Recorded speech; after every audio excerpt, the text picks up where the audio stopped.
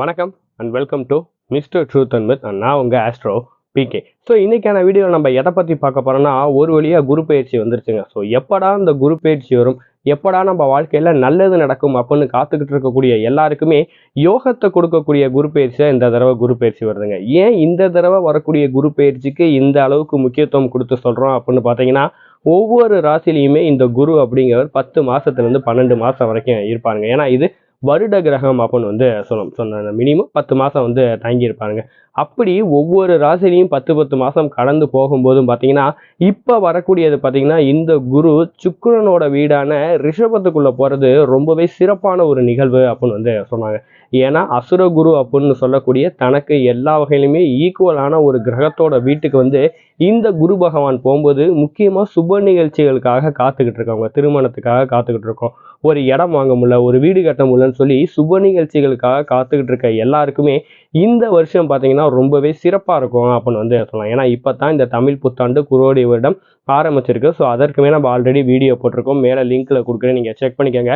So அப்படி இந்த புத்தாண்டோட ஆரம்பத்திலேயே இந்த குரு பயிற்சியும் நடந்து எந்தெந்த ராசிகளுக்கு யோகமான சூழ்நிலையும், யார் யாருக்கெல்லாம் திருமணம் நடக்கும், யார் யாருக்கெல்லாம் வீடு கட்டக்கூடிய சுப நிகழ்ச்சிகள் நடக்கும் அப்படிங்கிறது தான் இந்த வீடியோவில் டீட்டெயில்டாக பார்க்கணும். ஸோ மற்ற ராசியை விட இந்த குரு சுக்கிரனோட வீட்டில் இருக்கும்போது நடக்கக்கூடிய சுப நிகழ்ச்சிகள் பார்த்தீங்கன்னா ரொம்பவே சிறப்பாக யோகமாக நீண்ட காலம் வரைக்கும் அது தங்கும் அப்படின்னு சொல்லலாம்.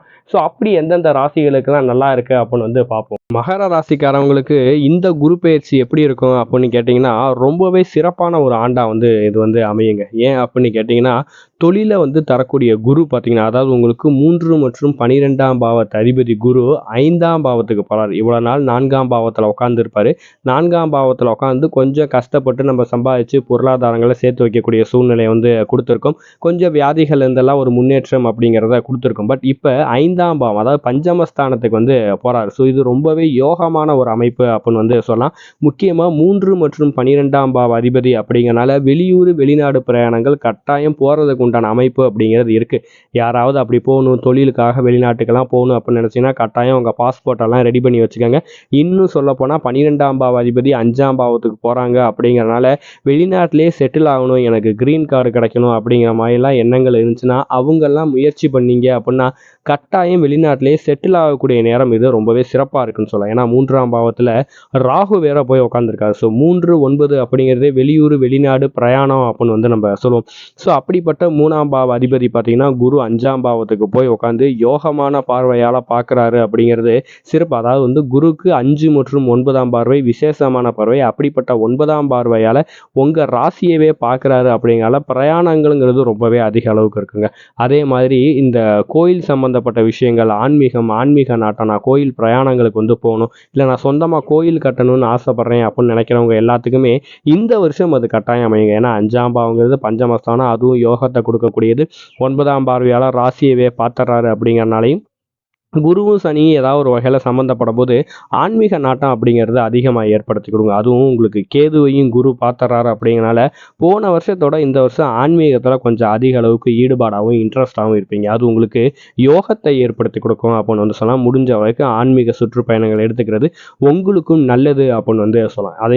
அதே மாதிரி இந்த குரு பயிற்சியில் பார்த்தீங்கன்னா யாரையும் சபிக்காதீங்க, எந்த சாபம் அப்படிங்கிறதும் கொடுக்காதீங்க. அதே மாதிரி ரொம்ப கோவப்பட்டாலாம் பேசாதீங்க. நார்மலாகவே இந்த மகரம் கும்பல் லக்னத்துக்காரவங்கெல்லாம் ரொம்ப அதிக அளவுக்கு தற்பெருமை பேசக்கூடாது. ஸோ அதே மாதிரி பார்த்தீங்கன்னா பெரிய அளவுக்கு நான் இதை சாதிச்சேன் அதை சாதிச்சேன் அப்படிலாம் சொல்லக்கூடாது. கோவப்படக்கூடாது, யாரையும் சபிக்கக்கூடாது அப்படின்னு சொல்லலாம். ஏன்னா இது கர்மஸ்தானம் அப்படின்னு சொல்லுவோம். இந்த 10ஆம் பாவத்தை அப்போ நம்ம சொல்கிற விஷயங்கள் ஒன்று நடக்கிறதுக்கான வாய்ப்புகள், அதுவும் அந்த இடத்துல சனீஸ்வரனோட வீடு, சனீஸ்வரன் நீதிமான் அப்படின்னு சொல்லலாம்.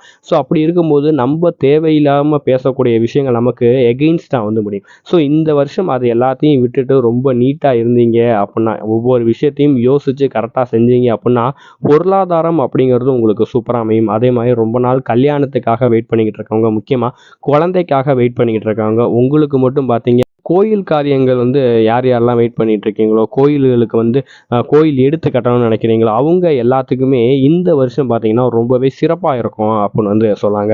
கொஞ்சம் உடல் நலத்தை மட்டும் பார்த்துக்கோங்க. ஏன்னா கட்டாயம் வந்து கழிவுப் பொருட்கள் வெளியேற்ற உறுப்புகள் எல்லாம் பிரச்சனைகள் அப்படிங்கிறது வந்துதான். ஏன்னா 12ஆம் பாவாதிபதி 5ஆம் பாவத்தில் போய் நிற்கிறாரு அப்படிங்கிறனாலையும், சனி கொஞ்சம் ஸ்ட்ராங்காக 2ஆம் பாவத்தில் குடும்பஸ்தானத்தில் இருக்காரு அப்படிங்கிறனாலையும் கொஞ்சம் வந்து சாப்பாடு சம்மந்தப்பட்ட விஷயங்கள்லையும் கழிவுப் பொருட்கள் வெளியேற உறுப்புகள்லையும் கவனமாக இருக்கிறது ரொம்பவே முக்கியம். குடும்பத்தில் யாரு கூடயும் தேவையில்லாமல் சண்டை சச்சரவுகள் அப்படிங்கிறது போடாமல் விட்டுட்டீங்க அப்படின்னாலே சிறப்பாக வந்து இருக்குங்க. ஸோ நீங்கள் பார்த்தீங்க அப்படின்னா சனீஸ்வரனை போய் வணங்கிட்டு வரதும், நவகிரகங்களில் சனியை வழிபடுறதும் உங்களுக்கு ரொம்பவே சிறப்பான ஒரு அமைப்பை ஏற்படுத்தி கொடுக்கும் அப்படின்னு வந்து சொல்லலாம். முடிஞ்ச வரைக்கும் ஆஞ்சநேயர் கோயில்களுக்கு வந்து போங்க.